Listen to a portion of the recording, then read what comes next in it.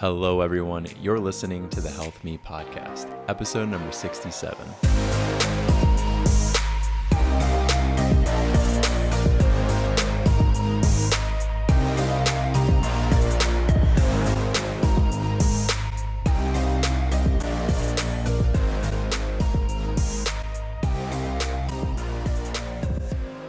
Welcome back to another episode of the Health Me podcast.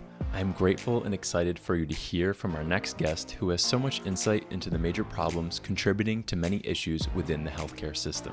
The problems I am talking about have to do with some of the top-down approaches and systems hospitals use to run on a daily basis. To bring you up to speed, we will discuss how these systems are potentially leading to physician burnout, miscommunication between hospital administration and employees, and how this affects you ultimately as a patient. Today's episode is by no means a representation of all hospitals or healthcare systems, but many of us may have had an experience, whether as a patient or an employee, that gave us an unsettling feeling following a not so positive experience at a hospital. To better understand these not so positive experiences, we discuss how hospitals are run at a 10,000-foot view and break down the kinks from the perspective of how our guest has tried to aid these ongoing issues. Furthermore, we will discuss the importance of communication as a healthcare provider working in a not so ideal setting and review potential solutions to these continued problems. At the very least today, you will have a better understanding of how hospital systems work and how poor management could lead to poor outcomes.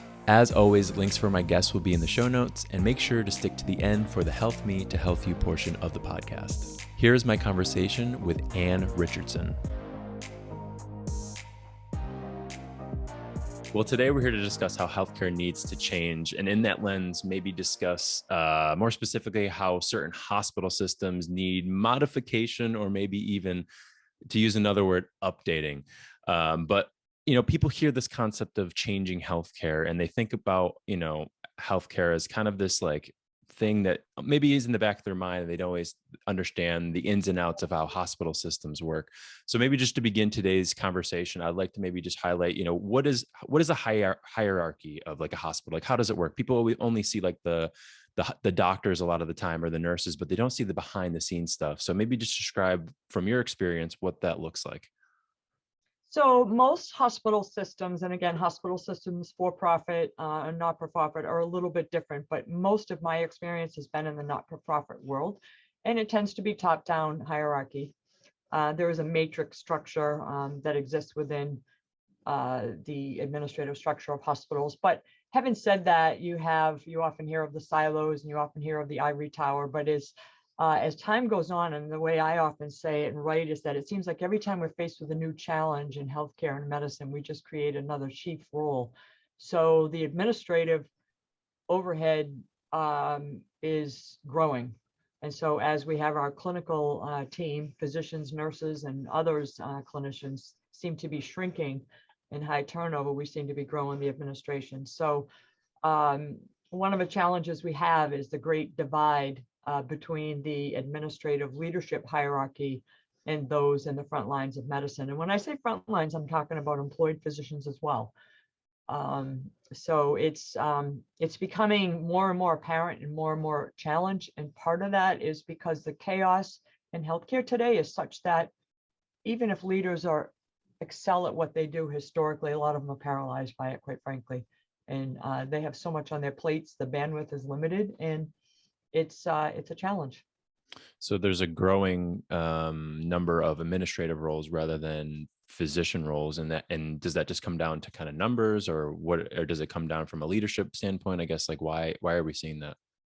Well, in some cases, and we can't blame any of this on the pandemic, and some of the challenges we have today are highlighted and accentuated by the pandemic, and that's not a bad thing because it shines a light on some of the inherent weaknesses that you and I and others have existed for years, and in some cases decades.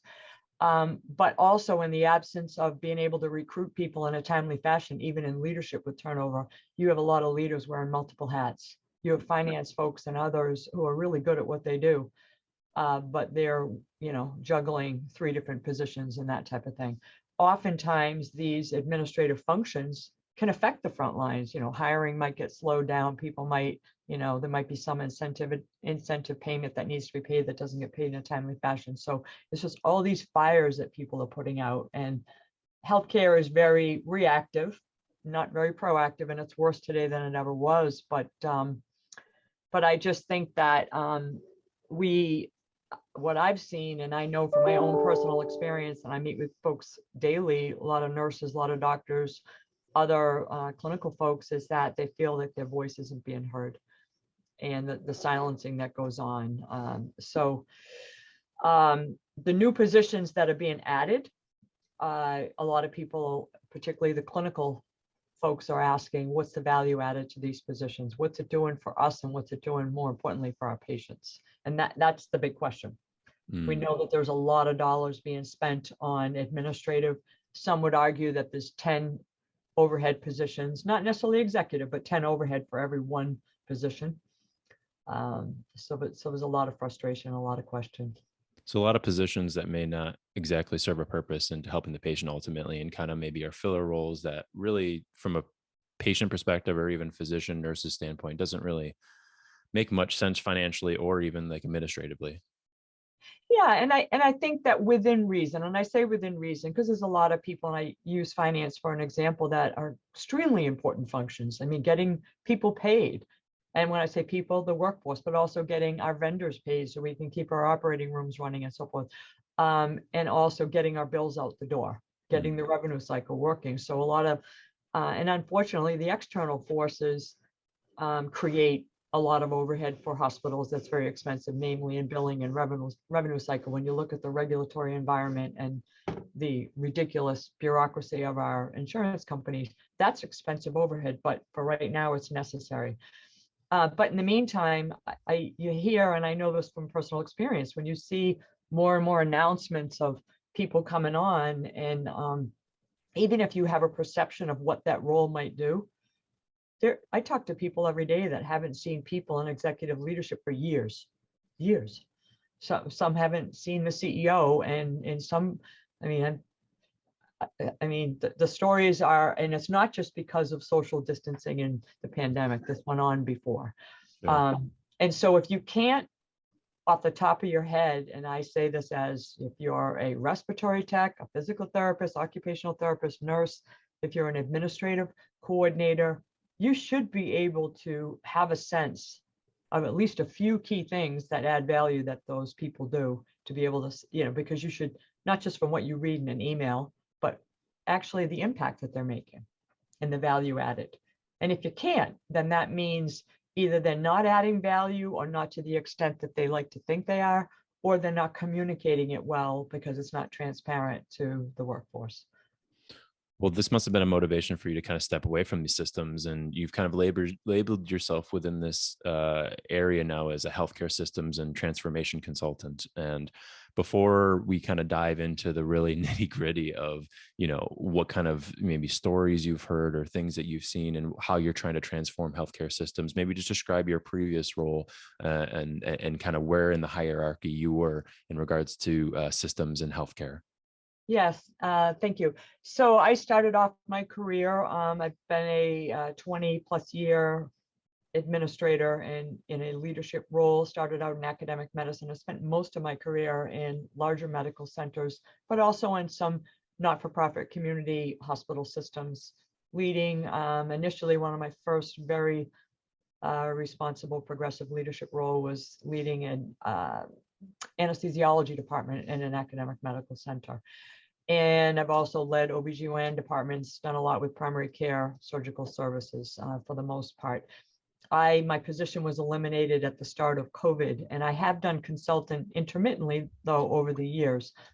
Some of the consulting I've done has been on an interim leadership basis when an organization has had turnover, and I've gone in as long as 6 months at a time and assumed some roles. So it's all work that I enjoy. And what I've been doing of recent, in 2021, I did some consulting third party through other consulting firms where I went into hospitals and practices. And my specialty is change management, workflows, systems-based transformation, where I go in and either have a scope of work or I have a clean slate, and I'm just going in there with big eyes, big ears, small mouth, do an assessment and say, okay, what do we need? And that's work that I'm passionate about. But as time goes on with COVID, and I say COVID because look where we are today, they're now talking about more variants and, hospitals, between caution of letting people from the outside in and also the expense of having consultants. I have spent a lot of time mentoring physicians and nurses and others who've reached out to me through, primarily my platform is LinkedIn, and just asking for advice and whatnot. So I'm kind of at a crossroads in terms of where I want to be. Do I want to promote myself as a full-time consultant, boots on the ground, which I love, but maybe do a mix where I'm actually advising people on maybe their journey and their next step? Because there are a lot of those who are planning their exit strategy. I spent a lot of time counseling people on how to stay in medicine and not survive, but actually be healthy and happy, and talk about the opportunities that are out there. Because one of the nice things about all of you, yourself included, highly trained people with licenses and education, that you can do so much, that it doesn't mean you have to leave the healthcare space. So that's pretty much where I'm at. And I've also ventured in recent weeks and started to take a creative book writing course, and I'm going to write a few books about what's going on in healthcare today and my journey. Well, you've certainly had an interesting lens where you've kind of been able to go into a hospital system, take a step back, and kind of see all the parts working together and kind of get a real 30,000 foot view of what's actually going on and what maybe isn't working. Now, within your role, what were doctors like, not complaining, but having frustrations with, or maybe nurses having frustrations with, that they came to you and say like, hey, like I can't keep doing this anymore, I want to try and find a different role, or maybe even a different hospital? So my role has always been, or at least I view it as, I'm a fierce patient advocate first and foremost. And I years ago started out in a nursing program, a BSN program, then switched to healthcare administration. So by being a fierce patient advocate forever, that means I advocate for everybody on the front lines. And you don't have to be a clinician to be on the front lines. You're the people who facilitate access for patients and whatnot. So I always view myself as the catalyst for whatever change needs to take place, and communication, so that I can advocate for those people, which means I'm advocating for patients. So I was always not shy, but would be willing to challenge authority at the executive level about what we needed, whether it was staffing, space, capital equipment, and that type of thing. So really, my strength, in going into an organization, whether it's consulting or in a permanent role, is assessing quickly in terms of, okay, what are we trying to do here? What are we trying to build? What are we trying to sustain, establish? What program? It usually is a clinical program, and what do we need? I would obviously listen to the voice of the clinicians. I mean, who better to tell you what they need for their patients than the physician? It is physician directed, and then build a care team around that, and then advocate with the administration for that. So the precipitous behind any change work I did was really to build and stabilize the people that we had, and actually do a ton of recruiting, as opposed to working with people to, support turnover, right? But there were times that many people that I would say I would inherit, because I would be recruited to an organization and I would see this fractured team that were half out the door. And it was getting your finger on the pulse as soon as you can of why they feel this way, building a respectful and trusting relationship with them, which I'm proud to say I was able to do in days in most cases, where they actually told you what their pain points were. And some of what they needed to make them feel better was simple. It's just that they never had anybody to talk to or to explain. And so I'm not trying to oversimplify it like I'm some kind of a Mother Teresa, but on the other hand, it's not rocket science. Some of it is just simply listening. And sadly, the more vocal people tend to get labeled and punished, and sometimes they're physicians and it works against them. But they're human beings. You can understand where after a while they get a little frustrated and they might kick it up a notch. So those people I would obviously take on first, because I would want to understand why they have such, intense emotion around something. And 100% of the time, it was always about patients. It was always about they needed something for a patient. So how can you as a leader ignore that? And I don't judge them for being vocal, because I've been there as well. After a while, people poke you and push your buttons, and you're saying, geez, this isn't about me or about, my pocketbook or yours. It's about the patient. So, So it really is about listening and engaging. And I write about that a lot, is the silencing of the workforce that's gone on right now in healthcare is, quite frankly, deadly. Because like in any relationship, and medicine is a relationship, when you stop hearing the voices and people start fighting for what patients need, that means they're planning something, and it's not necessarily, it means they're going to stay. Either they're going to be staying less engaged, which to no fault of their own, they're going to be less productive, or they're leaving. Well, I found it ironic that you said like the most vocal people are the ones that are often most ignored or silenced. And I feel like it's a oxymoron, because those are often probably the people who care the most, right? And a lot of the time that's when you get, pushback, or, like, just, we can't do this, we're strapped on X, Y, and Z, and we're not able to do this. But there seems to be this large breakdown in communication between administrative and providers, so to speak. And a lot of the time, I mean, you said it yourself, it's simple, right? Like communicating, talking to one another. But why is there such a hesitancy from administrative roles to help clinicians get clinicians what they need to help patients out? Like, I would assume it just makes sense to be like, okay, this is what doctors need, we need to help them. Is it always like a financial constraint, or is it really just a leadership role issue? It's all of the above, but I have to say that there has been this fight. I call it a fight, and that's the other thing. I just wish we could take the fight out of medicine. If the patients only knew how much fighting goes on, right, and how battles. Who wants to go to work and have battle? It's kind of like a bad relationship personally. After a while, you're just like, I'm done. Well, that's why doctors, nurses, and others are walking away. They're done with the battle. But a lot of times it is financial, but it's gone on for decades, the administration. And in academic medical centers, it's not just the leadership of a hospital, it's sometimes leadership in medical schools as well.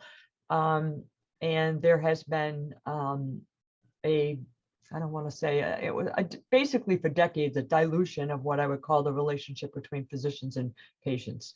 And if leadership in some organizations has excelled at anything, it's that, and stripping the physicians of that voice. And when there's one of the challenges that doctors have today that they're very vocal about is that when hospitals are constrained and medical groups, private equity, whatever the case may be, comes in, they're replacing physicians in some cases with physician assistants and nurse practitioners and others. And that's a pretty sore subject in a lot of organizations. It's lower cost, but it's not the same. It's not the same level of care per se. So that's very controversial. And when physicians are working, and I keep focusing on physicians because at the end of the day, they're the ones who diagnose and they're the ones who make the referral and write the orders, right? So if you silence the doctors to the extent that they're not engaged and they leave, then over time, then we don't have to worry about the shortage of everybody else, because who's going to admit these patients to these hospital systems? And I have worked with so many leaders in hospitals not too long ago who had the audacity to say, how hard can it be to let these doctors go? I don't care, seriously. And then somebody like me would push back and say, because they don't know the area. They don't even know the demographic in the region, because a lot of them are kind of like carpetbaggers. They come in, they live in a hotel or short-term place. They're not even they're not consultants, they're actually full-time permanent leaders, but they fly home on a weekend, whatever the case may be. They don't live in the community. And a lot of them just don't care. It's like a gig for them. And a lot of them travel in teams. I wrote about it this morning. And then they wait for their contract, they leave, they go somewhere else and take their team with them. And so it sounds harsh, but I think a lot of them just don't care. So they're not even going to try to meet some of the doctors halfway. They're that arrogant. And when the doctors figure that out and they know it, as I say to a lot of doctors that I've said in recent days, there's a reason that these leaders are aloof and ignoring you. Is because they really don't care about retaining you. And that's the truth in some cases. And that sounds pretty negative. But so for those good systems that are out there throughout the country, because there are many, they're better at engagement and engaging the workforce and the doctors and listening to them. And I share this. One of the best compliments I ever had over the years was from a doctor that was otherwise labeled as being difficult, which I didn't find them difficult at all. And they said, we can take no from you because we know you did your homework. You don't just say no because you're in leadership. You say no, but you give us solutions on next steps of how we're going to get there. It's not just no, and there's a difference. And so when you work with anybody and you want to make changes, because a lot of the changes that we need to make today are heavy lifting and are maybe a stark difference from what somebody did last week. If you engage people in a way that they trust you and they know that you get it, you'd be amazed at how easily they come along. Because I've been told by people with certain surgeons, that surgeon's never going to do that, and they've been doing that for years. And I'm like, well, I'm not going to tell them what to do. I'm going to show them, hey, let's try this. What do you think? Around patient access or whatever the case may be, and create a different flow of medicine, and obviously make them part of it because they're the doctor. And that I'm oversimplifying it, but honestly, it's that simple. It's being present and showing people that you respect the work that they do and that you're there to help them. Well, it filters down to the patient, right? Because I want to kind of hang on this idea of you said the dilution of, the voice of physicians, right? And we've all experienced this before where perhaps, we thought we were going to go to a doctor's visit or a follow-up and we thought we were going to get the physician. And turns out we get a PA. Not that a PA is bad, but maybe you just thought you're going to see your doctor, or maybe you did get an opportunity to see your doctor, but it's only, after waiting 30 minutes and you saw him for 10 minutes and then, out they went. And so it's really something we can all kind of relate to. But is that because of this leadership role, or is it often it's just a symptom of a poor healthcare system? I guess maybe just comment a little bit more on that idea of dilution of physician voices. Well, so a part of it is because physicians in the United States are paid, fee for service. And so more than 70% of them are employed. And if they're not employed by a hospital system, they're employed by private equity when private practices sell out, or they're employed by an insurance company like United Healthcare. Optum is buying practices across the country every day. So there is a tremendous push for volume. And I have worked and supported and built very high volume practices, and I'm all for high volume. Meet the demand, because it's not making things up, or actually, especially when you've been in areas like I have where there is high demand, but you need to meet it with the right proper complement of care team. And I say care team because that means you need to have the right administrative support, you need to have the right number of MAs, RNs, NPs, PAs, whatever it is, so that face time that the patient has with the doctor, they have it, and they don't feel like they're in some factory, right? I've worked with some practices that would see 25 patients, surgical patients, in 2 hours, 2.5 hours, or whatever the case may be. But the team was robust, so the patient always felt cared for, and they knew the name of the nurse that was going to follow up with them, and they had the education that they needed for their surgery prep and so forth. And so they didn't always feel like, oh, they don't count the minutes of how long they saw the surgeon, because they saw the surgeon, I won't say enough, but they saw the surgeon so routinely, as well as the whole team, and the surgeons would introduce the patient to the team. I was even introduced as a team member because even though I wasn't clinical, I still was a person who could help facilitate that patient being seen in a timely fashion and so forth, opening up more clinic time, hiring more people. And I'm not trying to oversimplify it, because hiring isn't easy too, because most systems are financially constrained, so getting approval is tough. But making the argument for why you need the care team, to expand or whatever the case may be, is so you can meet demand. It's not just hiring a bunch of people and saying, oh, well, we'll market and the patients will come. But if you're in a market where the demand is out there, and right now we have a lot of patients where access is becoming decreased because there aren't enough people to take care of them. So that's what I mean by diminished as well. When you are in a system, which many physicians that I speak to are, and they talk about the dilution of that relationship, they're often in a place that they don't have the care team that they need. So they are working in a very frenetic schedule where they feel that's where the moral injury comes in. They feel like, my God, I can't give my patient the time that I need, right? Because they're just and some doctors are described as being door handle doctors, where they barely take their hand off of the doorknob of the exam room. And the patient, between seeing their hand on the door or the back of their head as they're typing on a keyboard for the electronic medical record, those are doctors that are feeling constrained because they're punished if they don't meet their numbers, with their work RVUs, and they just don't have the full complement of a clinical team for them to be able to see the patients and not see them. See, that's the thing. That's the other thing. I can't believe I just said that. That's exactly what they do. Sometimes they just see a patient. That's like, well, there goes the patient. But for them to actually sit and make eye contact and maybe hold their hand and give them the attention and care, that's a challenge when you don't have the right care team. Well, and it's extremely difficult. It all falls down on the physician, or at least the care team for the most part, because again, the patient's not going to see the administrative roles or administrative decisions that are happening. The patient comes in, they see the doctor, and they get mad at the doctor. Like, they don't get mad at the administration. Like, what are you guys doing? It's all put on the physician, and it's certainly a very difficult position to be in. So that's a concern that I have, that I raise often, is for everybody in medicine that's licensed. Your license is always on the line if you're in a system or you're in a practice where something isn't, supporting you to practice in a safe, quality fashion, right? So everybody, nurses, everybody is at risk. But you're right. At the end of the day, when something goes wrong or a patient perceives it was wrong, what do people ask? Well, who is your doctor? And there's so many things that aren't perfect. And doctors know that, nurses, everybody in medicine knows that, and it's to no fault of their own.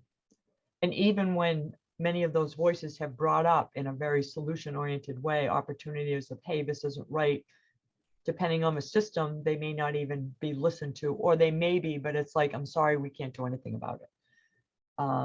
So when it comes to safety and quality, I feel the pain because I've been there with clinicians, and that's where I've actually been able to be a strong lobby and advocate for patients, because when I see that it's a safety quality issue, I won't stop asking for something, and it's all in how you ask, but I won't stop until I get a yes, because you can't compromise safety and quality. You just can't. That's a black and white situation as far as I'm concerned.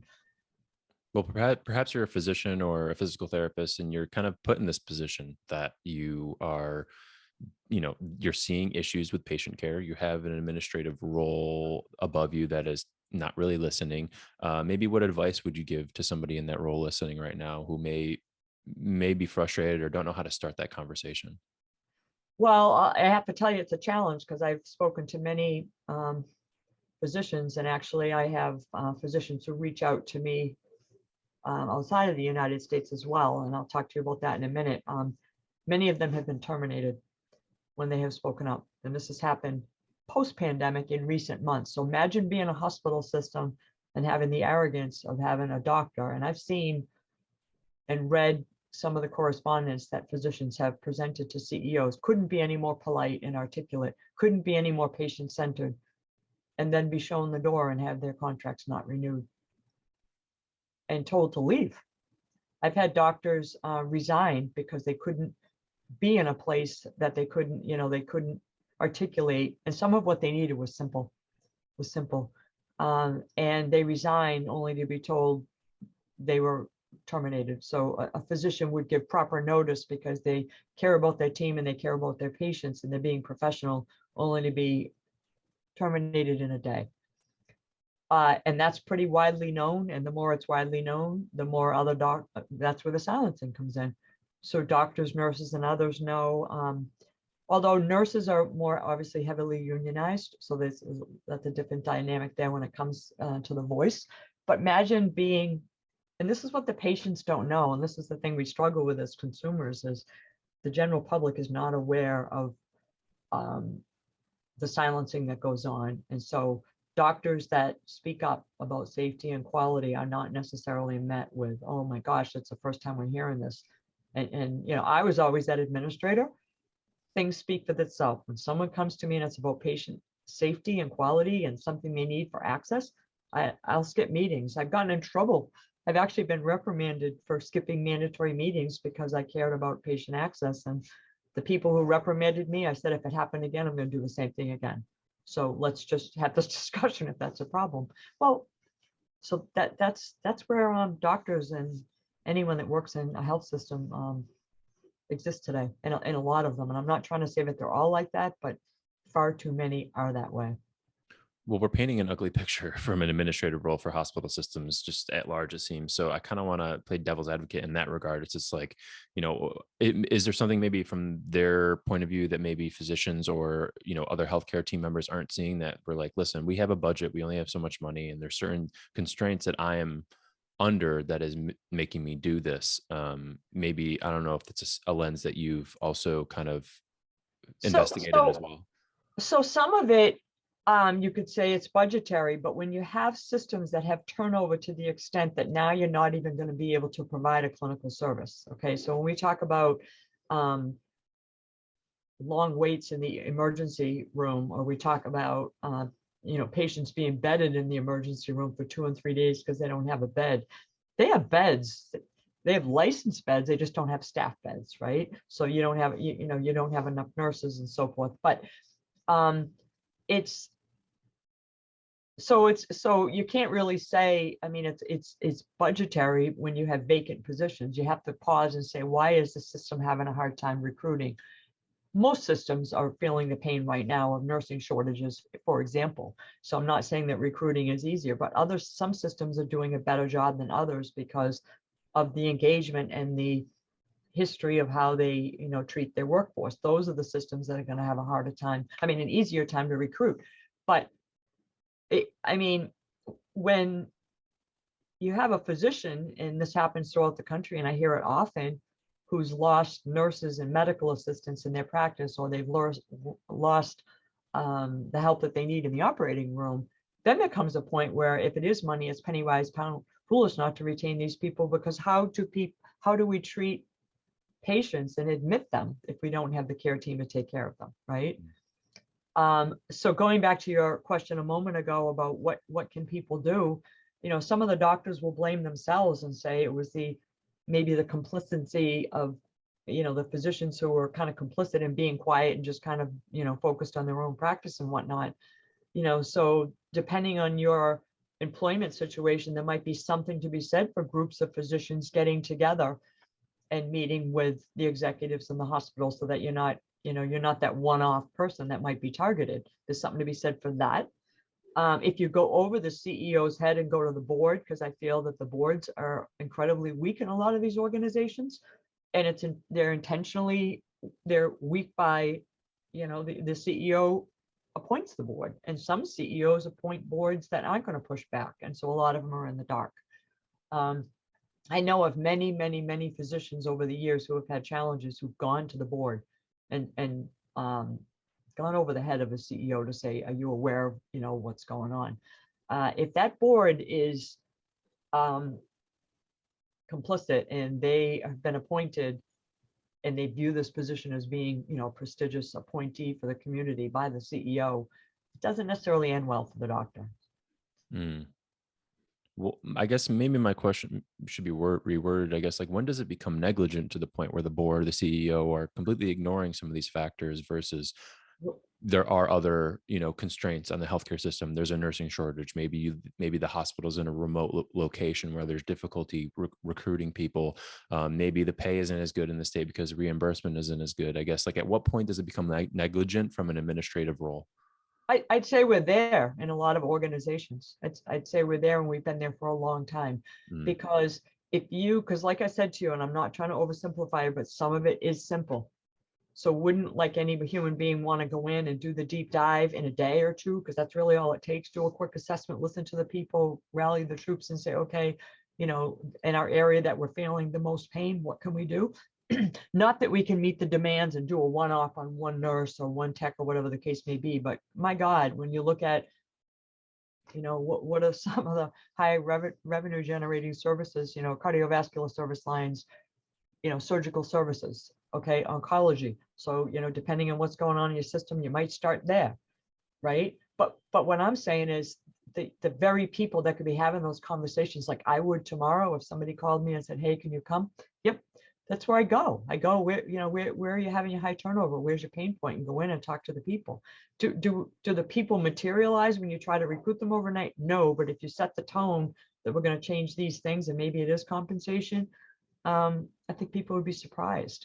But I think we're already there with board of trustees, I can speak for the nonprofits more than I can for the for-profits, because the for-profits, as much as people like to pick on them, as hospital systems, there's a higher level of accountability with the boards. I mean, they're paid positions and they're shareholders, and there's a greed level there, but it's a different dynamic. Whereas the nonprofit, because the boards aren't paid, they view it as, oh, I'm a partner in this law firm, and this is a prestigious position in the community, and they might not always be very adept to healthcare financial management and so forth. And so it's like literally a seat on the board, and I can just visualize these people just sitting, and it sounds really bad, but that's pretty much what a lot of them do. But I think that the leadership is just too far removed. I write often about maybe we should just send the C-suites home for a month and furlough them without pay, and let the workforce tell us what happened for that month. What did we see? And if we say nothing was different, we still, we keep the people back to make the payroll and meet accounts payable and get out the hospital bills. But did we notice a difference? And if we can't say that we noticed a difference, like nothing, we weren't hurt by it, and maybe we were helped because we didn't have to go to as many meetings or whatever the case may be. We didn't get these ridiculous emails, and we didn't get pizza sent to us when we don't even have time to eat it. Honestly, that's what I would love to see that happen. But is it going to happen? No. What CEO is going to, go home with their team and do that? And that's the other thing I'll add. A lot of them already are home. Since COVID, there's been a lot of executives who've worked remote and are still remote. Tell that to the nurse and the clinicians who had to sleep in a garage during COVID because they didn't want to expose their family. That's where we're at. We're still dealing with that. It's kind of like this idea of leadership, right? Like if you're, again, if I'm in the trenches, I want you, as a leader, I would expect you to be in the trenches as well. And if you're not, from that standpoint, it definitely doesn't build morale for the hospital or anybody underneath them for that matter.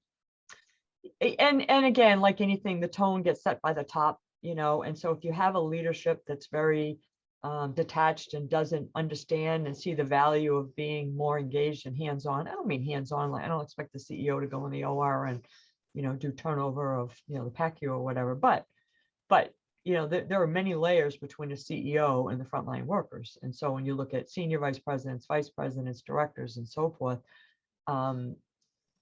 there is tremendous value. And I know what I know clinically. I'm clinically savvy because I learned it from everybody in the clinical setting. I felt like I needed to be there, I needed to see, and I needed to listen and ask questions, because the more I understood of the clinical service I was directing, the more I could be an advocate. So whether it was understanding capital equipment or space constraints and various things, but there isn't enough of that. And over the years, I was always an outlier, and I wasn't always popular because people would say, how do you do your job? Because I'd be in scrubs a lot. And I'd say, this is my job. My job was actually easier because I could go back to my office at night and do my financial projections, my forecasting, my variance reports, whatever the administrative duties that I had, because I was in the trenches so much that I knew I kept my finger on the pulse. It was easier. Well, you've also, being an advocate, you have to talk to the board. You have to talk to the physicians, but you also have to talk to the board. Maybe just speak to some of those conversations you've had with boards before, and both negative and positive. So I have only in my, I'm smart enough to know that having a conversation with board members without I want to say the approval of the CEO, you pretty much need to make sure you have another place to go, because that's never going to. So I've never done that. I've had conversations with board members in places I've been, academic medical centers, where there was one of my physicians or something was going on, and I've met with them and so forth, but the CEO would be well aware. But if you're going to have a conversation with a board member without the consent of the CEO, and you're not on the same page, it's not advisable unless you have another job. It's just not. If you're a physician who feels like your volume is such and your reputation in the community is such that you can afford to do that. I've also seen, and I say surgeons because they tend to bring in tremendous revenue to a hospital. I've seen surgeons do that as well and be terminated.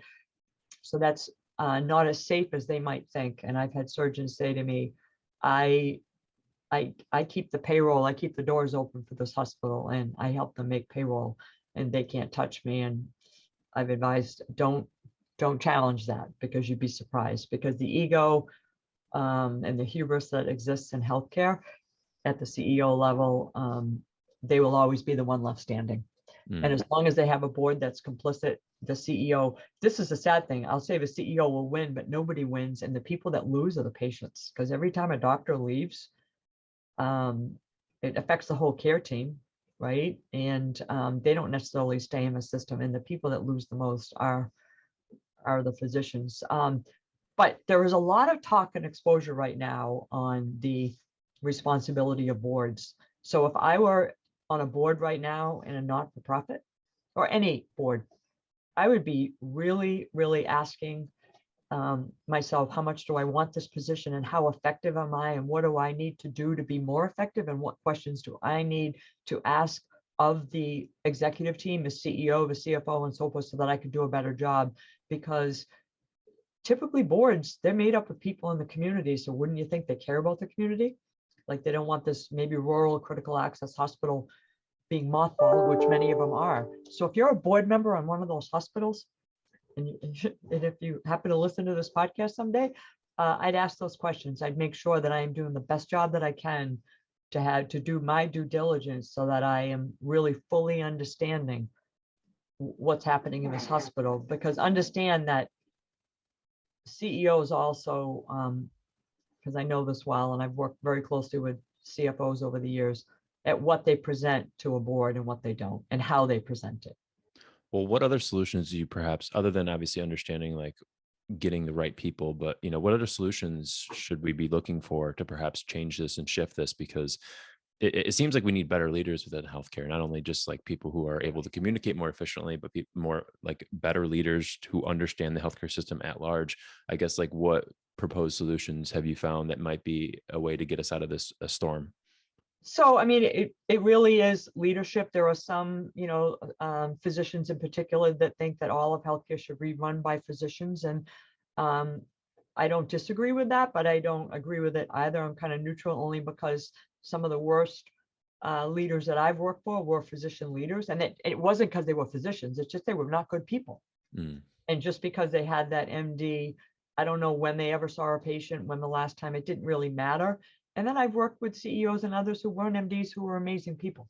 So I really think it comes down to character and who we are at the core. Yes, having an MBA helps, but trust me, all the initials after people's name doesn't make up for the fact that if they're not good people at the core and who they are and their character. And I think that, I believe strongly that when we're in medicine and healthcare, what brought us there in the first place, we can't lose sight of the fact that we're there on a mission to care for patients. So caring for patients and providing safe, accurate care, access to quality care in the community means that we need to take care of all the people who provide the care. And I'm passionate about that. So if we say that we're going to be a patient-centric model of care, or the hospital that has all these leapfrog banners, if you're not taking care of the people who take care of them, then you really need to take that banner down. Because if you don't have a team to take care of them, then you're not patient-centric. So we need leaders who get that and walk the walk. And I say that, and it may seem obvious to some outside of healthcare. We're like, well, of course that's what we have. Well, no, you shake your head, and doctors and nurses and others will say every day they can't even believe that some of these people are leading some of the organizations that they are, because they, many of them honestly don't care. I worked for a CEO in the past who wore as a badge of honor, I don't do empathy. And he actually articulated that to people on his team. Like, stop right there. I don't do empathy. Imagine being a CEO of a hospital system and not only believing that and feeling that, but actually talking about it and saying it and articulating it. It's still talked about to this day. Well, where does this ego come from at the CEO level? Is it taught in business school? Is it taught as like a societal thing? Where does this seem? Where do you think this is coming from? I don't know. I don't know, because that's foreign to me. That's not, I mean, I know what drove me to medicine and healthcare. And so that I don't understand. And I struggle with that. And I also can see it's very transparent when you have a person in a leadership position who might not be so bold as to say that. And sometimes they're people who are doctors back in the day and nurses back in the day. So you can't just say, well, we need nurses to lead or we need doctors to lead or whatever the case may be. It doesn't matter. I mean, some of the most toxic executives I've worked with and for were nurses and were physicians. And but I've also worked with great nurse leaders and physician leaders as well. So it really depends. I really think it comes down to the ego of the individual person. There's strong pressure, don't get me wrong, for those CEOs, if we're looking at that, to produce, okay? And they have, margins are tight throughout the country in medicine today, and some of it is the external forces, the decrease in revenue, whatever the case may be. Right now, there's three main buckets right now of expenses that are really a challenge for hospitals, and that's an understatement. One is the cost of the contract labor, locums physicians, travel nurses, respiratory therapists, all that contract labor is exponentially increased since the pandemic. And it was high before the pandemic. And I'd sit in leadership meetings. The number one focus that we talked about reducing was contract labor. And all of us used to snicker and say, well, if the hospital did a better job at taking care of people, we might be able to recruit. But when the word on the street is this is a toxic place, you're always going to have contract labor. Now take the pandemic. Okay, so that's number one. Number two is the cost of supply chain. Supplies have gone through the roof. And that is a huge budget buster for hospital systems. And then the third cost is cost of recruitment. The sign-on bonuses and the various expenses that hospital systems and medical groups have to entertain to be able to attract people in the first place. And those three things are financially, hospitals that even were healthy with healthy margins are now, their margins are shrinking and their bottom lines are in the red. Whereas last year at this time, even a year ago during the pandemic, if they had a healthy volume, they were in the black. Lots of constraining factors that kind of go into that. And it's frustrating because it's like we continue to not complain, I shouldn't even say complain, but we continue to see this blatant healthcare issue. We're dealing with continuous thin margins. We're having difficulties keeping doctors on, and nonetheless, we continue to have a growing body or a growing human population in the US, so at least getting sicker and sicker. And to get us out of the woods, is it making patients more aware of like what's going on? Is it getting people to take more responsibility for their own health? I guess if the systems are really having an issue just solving this on a grand scale, are we going to have to rely on ourselves to really navigate these difficult healthcare systems? So that's something I feel very strongly too. We all need to control the things in our life that we can, because certainly there are things that are going on globally that we don't have control over. So our own health, for those aspects of our health, with our diet and things like that, we can certainly control that, because the last place we want to be is sick and in a hospital. Not just because a hospital itself might be sick, the system, but it's just not a good place to be. But I would say that, and this is, I'm oversimplifying it, but if we could reboot these hospital systems and start with the basics, so rather than going in and doing like these piecemeal one-off repairing things and hiring a consulting firm to say, oh, what's going on with access in this area, whatever the case may be, is why don't we get into the basics of roles and responsibilities, start with the top. And I say that because when I've been recruited both for consulting as well as when I've started a new role in leadership, first thing I do, whether anybody asks me or not, is I don't do it in a micromanaging big brother way. I do it in a way that I want to understand the business. So when I look at the strategy and the vision and say, okay, where are we today? Where do we want to be? What do I do is I take the names out of it, but I look at my structure of my people and I look at the roles and responsibilities and say, do these roles meet the needs of the patients and the organization? And then go from there. But you have to have a full understanding of what people do. And also know their strengths and weaknesses too, because sometimes I might inherit staff and I find out really quickly that they're really strong at this, but not this, but we have a void. So sometimes you can shift things around. Honestly, you need to get in the weeds, but I think there's a lot of systems out there that, and I know this to be true. I've worked in them and I know that they exist today based on the people that I hear from, that sometimes people just don't know what some people do. Yeah. They- Well, they- and there's a lot of money spent on people that we don't know what they do. I think that That happens could be a nurse. across the board in many different areas, right? Not just Right. healthcare. Right. Well, exactly. And so, people talk about education, what's going on there. We talk about toxicity in the law firm, the financial banking. Yes, that's all true. But if we just, and I'm not trying to minimize the pain that they experience, but my focus is healthcare. And I say, okay, well, if patients and the consumers at large knew the truth of really what goes on, and I honestly believe they don't, because if you look at mainstream media, what do they talk about? Of course, they're talking about all the global chaos that we have in this world, and we talk about shootings and all these horrible, horrible things. Talk about politics, but in healthcare, what do we talk about? Staffing shortages, but no one really talks about the why, the root causes. Right.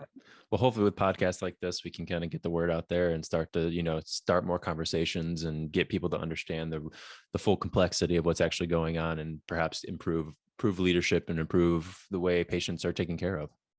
Yeah, and I think the voices are important, and communication, and just getting the dialogue. And and again, I can't say that it's all negative, because there are some wonderful systems out there. But I think if people just sit behind the scenes and complain about it and don't try to be part of the solution, that's part of what got here.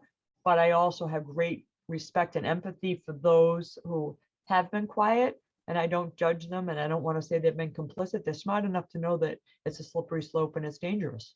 When you see the doctor before you go in and meet with the CEO and is gone the next day, nobody wants to be that person until they're ready.